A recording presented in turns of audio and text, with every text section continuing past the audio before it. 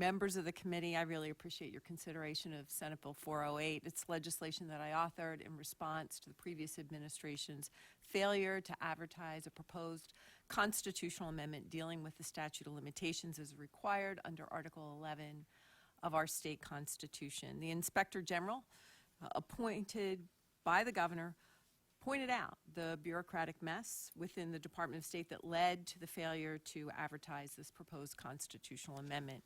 I've had great conversation with the governor's nominee to serve as our next Secretary of the Commonwealth. He too shares a willingness for greater transparency in our constitutional amendment process. So under Senate Bill 408, the Secretary of the Commonwealth must post the entire constitutional amendment process online for every Pennsylvanian to see. The department would be required to detail each action by publishing a copy of the notice of the proposed constitutional amendment, including which newspapers the notice was published in, the deadlines required by our state constitution. The website would also require notice of the earliest date on which the proposed constitutional amendment could be voted on by the electors.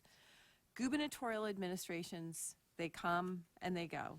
And regardless of what party occupies the governor's mansion, this will ensure that every Pennsylvanian can track from start to finish a process as consequential as a proposed constitutional amendment. I was grateful for the strong bipartisan support last session and respectfully ask my colleagues to cast an affirmative vote again this session. Thank you very much. Thank you, Mr. Chairman.